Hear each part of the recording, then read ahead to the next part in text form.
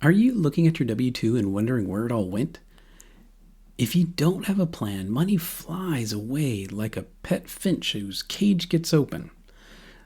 Living with a budget puts you in the finance committee who makes the decisions on how to use the finances you have. One of the biggest misconceptions in personal finances is that you need a professional to tell you what to do with your paycheck. The truth is, you and your spouse are in control of your monthly budget, not an accountant sitting in an office miles away. An accountant can track where your money went, but only you and your spouse can decide where it should go to fulfill the family's mission. When you sit down together for a budget committee meeting, you are aligning your values and your vision. No outside professional knows your heart, your church needs, or your children's dreams better than you do.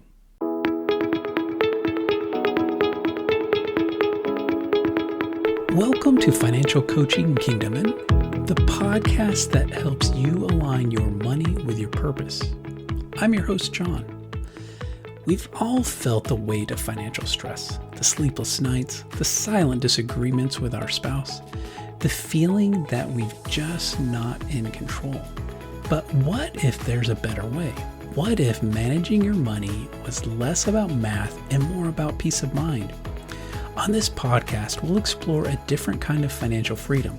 It's not just about what you earn or what you owe. It's about the emotional clarity that comes from being on the same page with your spouse, the spiritual strength you gain from worshiping God with your finances, and the deep satisfaction of knowing you're building a lasting legacy for your family. Every week, we'll cut through the noise to bring you simple, powerful truths that will help you move from financial chaos to confidence. If you're ready to find clarity, grow in unity, and live with purpose, you're in the right place. Let's get started.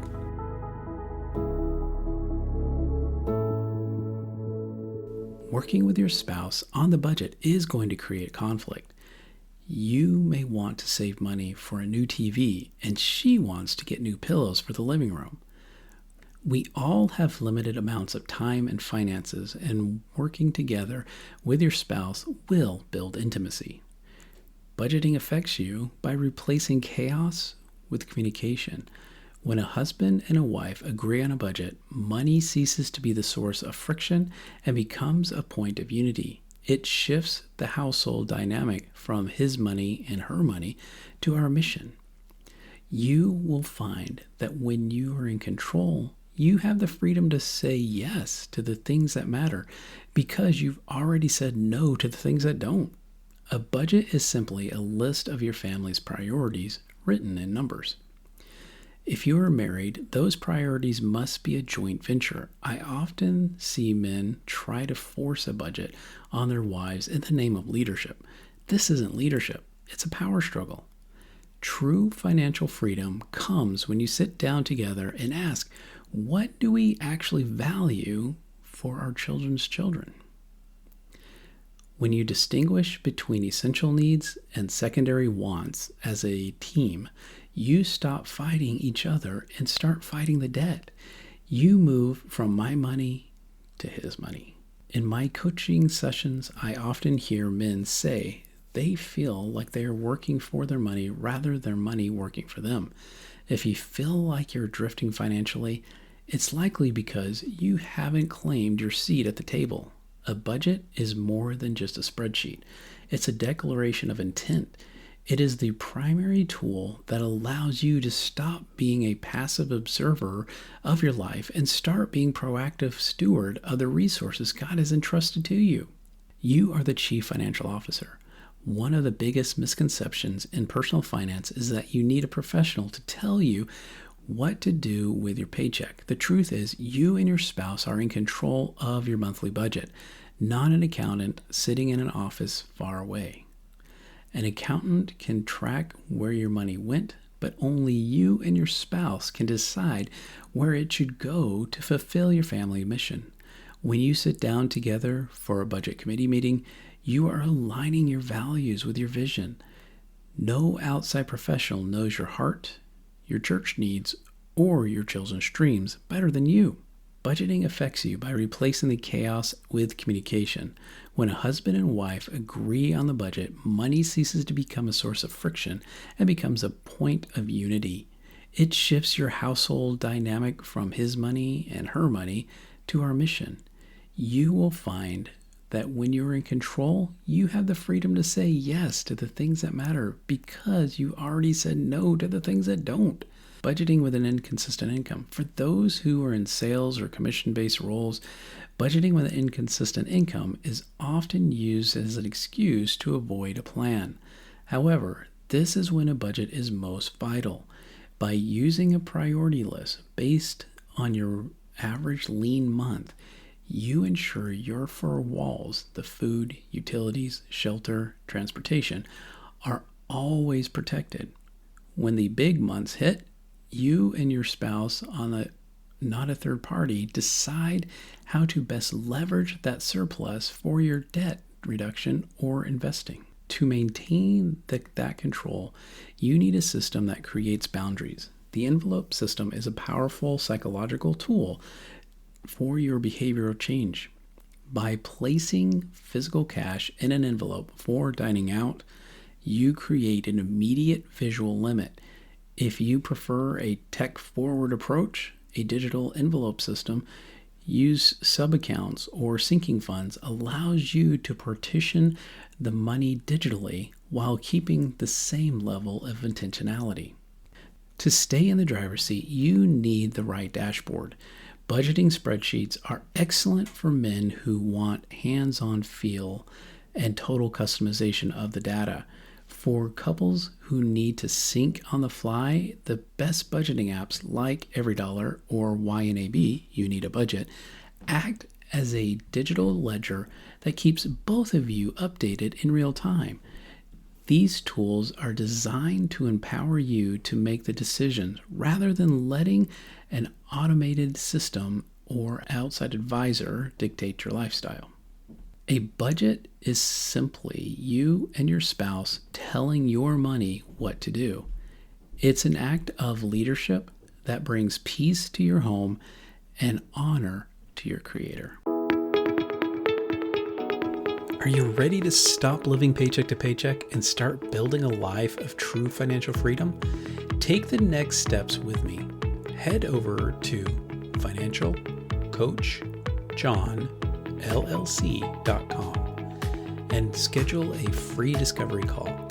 We'll talk about your unique financial situations, create a simple, actionable plan to get you on the path to living below your means and building a future that you want. That's Financial Coach John, John, LLC.com. One of the gifts that my wife gave me for Christmas was a book and by John Piper. And the title of the book is Living in the Light, Money, Sex, and Power. And this is definitely one of the books that I'm going to be putting on my bookshelf to come back and read over and over again over the years. I just wanted to bring a book review to you about this book. So in Living in the Light, Money, Sex, and Power, John Piper tackles the three greatest temptations known to man, not by offering a list of thou shalt nots, but by reframing them as good gifts that can be dangerously distorted. Piper's central thesis is that money, sex, and power are not inherently evil. Rather, they are shadows of God's own attributes. When we pursue them apart from Him, they become idols that enslave us. When we use them to reflect Him, they become tools of worship. Money is the currency of hospitality and worship. Piper argues that money is the pointer to the true treasures of Christ. He avoids the extremes of the prosperity gospel, which treats God as the means of getting money, and poverty theology, which views money as inherently sinful. The insight here is we are stewards, not owners. Money is meant to be invested in eternity by being used for the glory of God and the good of others. and sex is a mirror of Christ and the church. In one of the book's most profound section, Piper connects human sexuality directly to the gospel. The insight, sex is a physical parable of the spiritual union between Christ and his church. Therefore, sexual sin isn't just breaking of a rule. It's a lie told about the nature of God's covenant love. Piper offers a high view of both marriage and singleness, grounding both in sufficiency of Christ. Power, service, not sovereignty. Power is often most subtle of the three temptations. Piper distinguishes between worldly power, which is coercion and self-exaltation, and kingdom power, authority used to the protection and flourishing of others. The insight, the true power is found in the power to serve. He points to the ultimate example of the cross, where the most powerful being of the universe uses his strength to die for the weak. Like most Piper works, this is not a self-help book. It is a God-help book, saturated with scripture.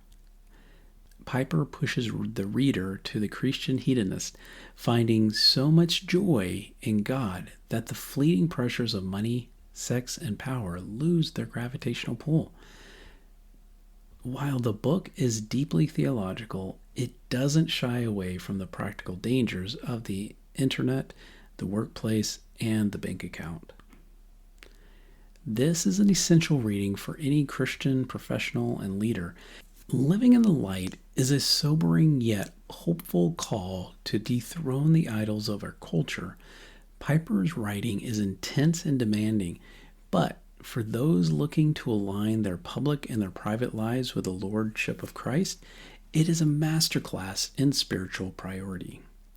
Money, sex, power are likely a heavy, dangerous, high-voltage current if you don't have the right insulation, the glory of God. They will fry you, but if you do, they can light up the world. It's easy to feel stuck when it comes to money, especially with all the competing priorities. But what if you had a clear, personalized plan to guide you? Don't let the fear of budgeting hold you back any longer. Visit financialcoachjohnllc.com to find out how a simple budget can change everything. I'm here to help you gain clarity and take control of your financial future.